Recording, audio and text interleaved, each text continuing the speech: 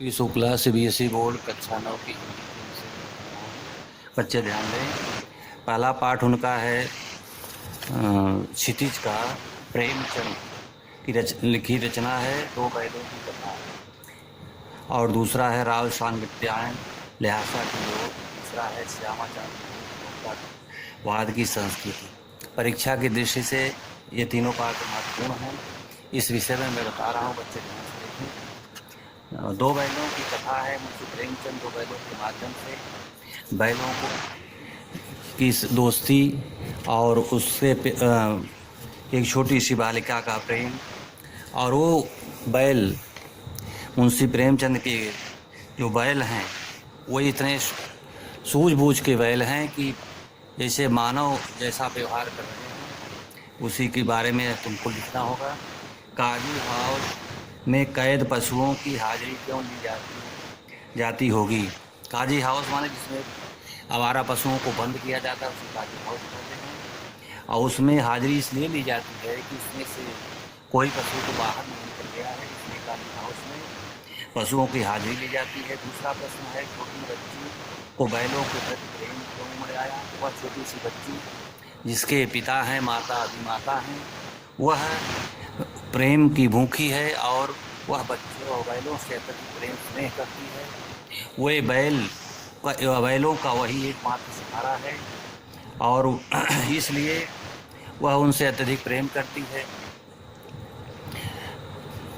और उसकी बैलों की दशा को देखकर उनके जो हौज में, उनके नाद में जो चारा पड़ा हुआ है, सूखा भूसा पड़ा हुआ है, उसमें पानी भी नहीं है, और इसलिए वह उनसे जो उनको खाने के लिए जो बच्ची को रोटी मिली है उस रोटी को, दोनों दिनों को वह ले जाकर दोनों बैलों को एक एक रोटी खिला देती है। और उनके इस प्रेम को देखकर दोनों बैल उस बच्ची के प्रति जो है अत्यधिक प्रेम करते हैं। कहानी में बैलों के माध्यम से कौन कौन से नीति विषयक मूल्य। इस कहानी में बैलों के माध्यम से लेखक ने मित्रता, दोस्ती का भी वर्णन किया है और मालिक के और मजदूर के संबंध को स्पष्ट किया है। चौथा प्रश्न है, प्रस्तुत कहानी में प्रेमचंद ने गधे की किन स्वभावगत विशेषताओं के आधार पर उसके प्रति रूढ़ अर्थ मूर्ख का प्रयोग न कर नए अर्थ की ओर संकेत किया है। इसमें मुंशी प्रेमचंद ने गधे को अनेक स्वरूपों में उसका वर्णन किया है और उसकी स्वभावगत विशेषता जो का वर्णन करते हुए उसे अनेक नए नए नामों से संबोधित किया है।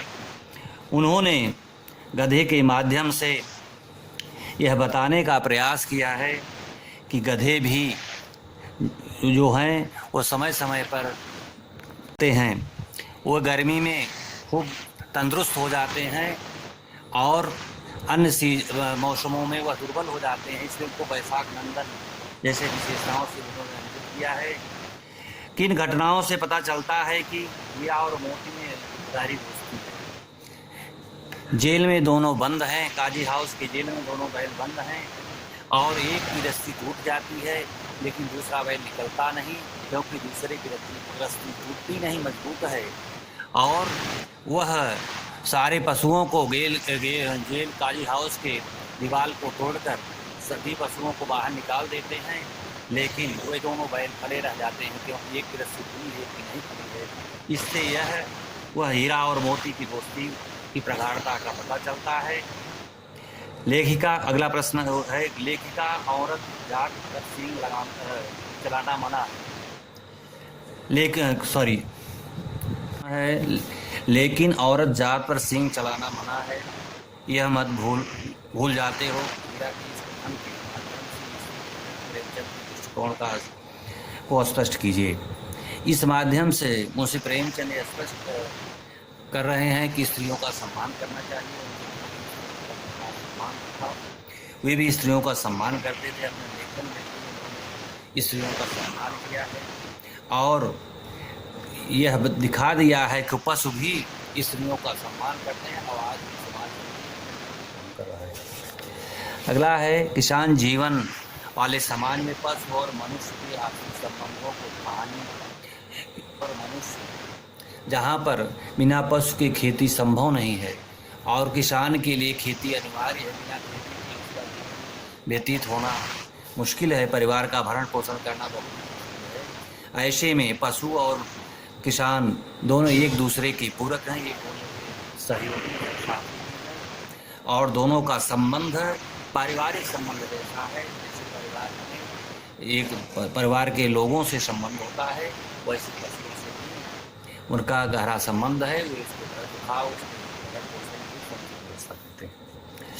अगला है, इतना हो तो ही गया कि 9-10 प्राणियों की जान बच गई, वे सभी तो आशीर्वाद देंगे। मोदी के इस कथन के आलोक में मोदी के इस कथन के यह विशेषता है कि वह पशुओं के अर्थात अपने से कमजोर पशुओं के लिए दया का भाव व्यक्त किया है और यह समाज दर्शा रहा है कि सबको भी अपने से कमजोर पशुओं की सहायता करनी चाहिए, मदद करनी चाहिए, उनके व्यवस्था करनी चाहिए। जब पशु भी छोटे छोटे पशुओं की मदद कर रहे हैं तो मानव को तो इससे सीख लेनी चाहिए और मित्रता का भी यहाँ पर दिया है। एक है, इसलिए दूसरा भी उसके इंतजार में वह मोदी जी का आशय स्पर्श करना है। अवश्य इसमें कोई ऐसी गुप्त शक्ति है थी जिससे जीवों में श्रेष्ठता का दावा करने वाला मनुष्य मानव जीवों में सर्वोच्च, मानव का जीवन इस संसार में सर्वोच्च है, सबसे उत्तम है, सबसे अच्छा माना जाता है, मानव सर्वश्रेष्ठ माना जाता है। लेकिन उसके कार्य कभी कभी पशुओं से भी गिर जाते हैं। यहाँ पर वह यही व्यवहार दिखा रहा है मुंशी प्रेमचंद। अवश्य ही उसमें कोई ऐसी गुप्त शक्ति थी दोनों पशुओं में, हीरा और मोती में, जिससे वह मानव जीवों में श्रेष्ठ, जो मानव से भी वह श्रेष्ठ व्यवहार कर रहा है। मानव भी कभी कभी मित्रों के साथ धोखा दे देता है, कभी कभी वह अपने स्वार्थ में इतना अंधा हो जाता है, गरीबों की भी मदद की बात छोड़ दीजिए, उसके साथ ही वो बुरा व्यवहार करता है। इसलिए यहाँ पर लेखक कह रहा है कि इन दोनों बैलों में कोई ईश्वरीय शक्ति थी जिसके माध्यम से ये सब कार्य खा है। इसका उस एक रोटी से उनकी भूख तो क्या शांत होती। इतने बड़े विशाल पशु दोनों बैल हैं और दोनों कुछ खाए नहीं हैं और वह बालिका उन दोनों को एक एक रोटी खिला दे रही है। क्या इनसे ऐसा नहीं है। प्रेम की एक बूंद भी अगर मिल जाए प्यासे को तो वह बहुत उसको तृप्त कर देता है, शांत, उसकी प्यास को शांत कर देता है। वही प्रेम की रोटी वह है।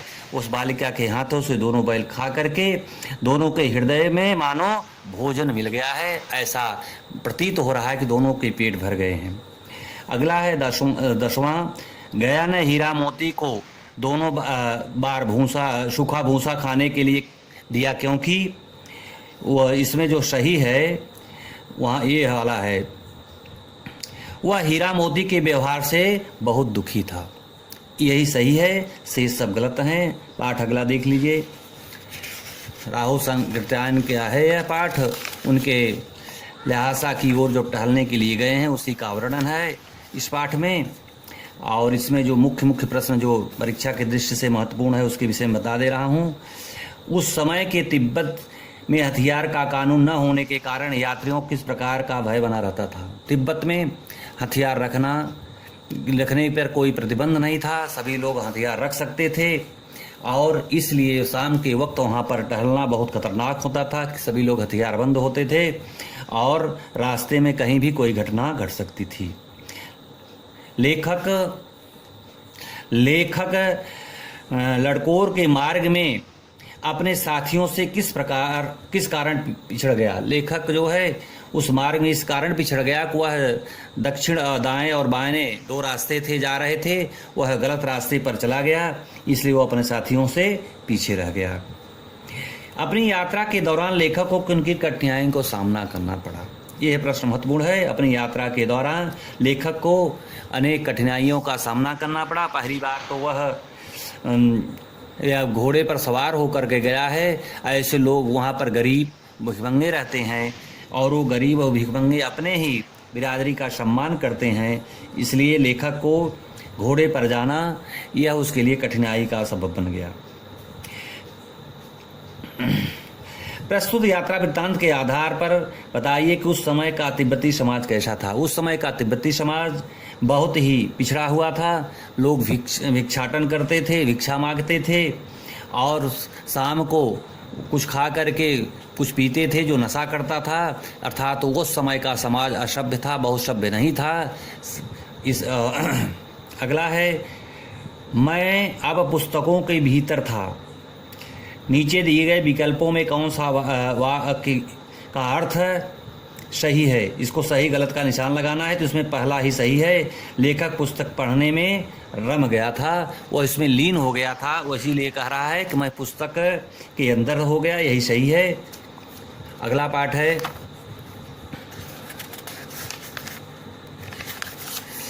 श्यामा चरण दुबे द्वारा उपभोक्तावाद की संस्कृति।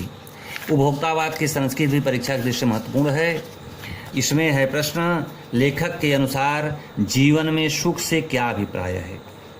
लेखक के अनुसार जीवन में सुख से अभिप्राय है कि जीवन में हमें सुख अपनी आवश्यकता को पूर्ति, हमारी समस्त आवश्यकताएं पूर्त हो जाएं, यही सुख है। लेकिन इस उपभोक्तावाद में जहाँ एक आवश्यकता पूर्ति होती है, दूसरी आवश्यकता उत्पन्न हो जाती है, इसमें वह विलासितापूर्ण जीवन की ओर बढ़ता जाता है क्रमशः धीरे धीरे। इसलिए वह जो है इससे सुख से वह वंचित रह जाता है। आज की उपभोक्तावाद संस्कृति हमारे दैनिक जीवन को किस प्रकार प्रभावित करे? आज उपभोक्तावाद की संस्कृति हमारे दैनिक जीवन को अत्यधिक प्रभावित कर रही है। हम अपनी आवश्यकताओं की पूर्ति के लिए दिन रात जो है परिश्रम कर रहे हैं, फिर भी हमारी जो है आवश्यकता तो पूर्ण हो जा रही है, लेकिन यह उपभोक्तावाद जो हमारी संतुष्टि नहीं हो रही, हमारे उपभोक्ताएं इतनी बढ़ गई हैं, इतनी आवश्यकताएं हमारी बढ़ गई हैं, उसको हम पूर्ण नहीं कर पा रहे हैं। एक दो पूर्ण हो रही, चार जो है उत्पन्न हो रही, इसलिए हम इससे प्रभावित हैं। लेखक ने उपभोक्तावाद संस्कृति को समाज के लिए एक चुनौती क्यों कहा है? यह समाज के लिए एक चुनौती है। सच कहा है कि उपभोक्ता जो है वह हर समय परेशान है, क्योंकि उसकी आवश्यकताएं अनंत होती जा रही हैं और इसलिए वह परेशान है। ये सबसे बड़ी उसके लिए यह चुनौती है। आशय स्पष्ट कीजिए। जाने अनजाने में आज के माहौल में आपका चरित्र भी बदल रहा है और आप उत्पाद को समर्पित होते जा रहे हैं। जाने अनजाने में जानकर हमारी अपनी आवश्यकताओं की पूर्ति के लिए हम अपनी आवश्यकताओं की पूर्ति में इतने मिल गए हैं, इसमें रम गए हैं कि वो हमारा चरित्र बदल रहा है, हमारा व्यवहार भी बदल जा रहा है। हम जिसे पहचानते हैं उससे भी दूरी बना करके अपने उत्पाद को बढ़ाने के लिए उसमें लगे हुए हैं और समाज से कटते जा रहे हैं। समाज का जो बंधन है, जो समाज की आवश्यक चीज़ें हैं, हम उससे दूर होते जा रहे हैं। है प्रतिष्ठा के अनेक रूप होते हैं, चाहे वे हास्यास्पद हों ही क्यों न हों। प्रतिष्ठा के अनेक स्वरूप होते हैं। हर व्यक्ति जो है पद और प्रतिष्ठा प्राप्त करने के लिए प्रयासरत रहता है। कभी कभी वह इस पद और प्रतिष्ठा को प्राप्त करने में हंसी का पात्र हो जाता है, किंतु वह इस हंसी के जो पात्र बन गया है उस पर वह विचार नहीं करता। वह अपनी पद को प्राप्त करने के लिए, प्रतिष्ठा को प्राप्त करने के लिए निरंतर प्रयत्नशील रहता है। उसे अपने इस जीवन का जरा सा भी परवाह नहीं होता।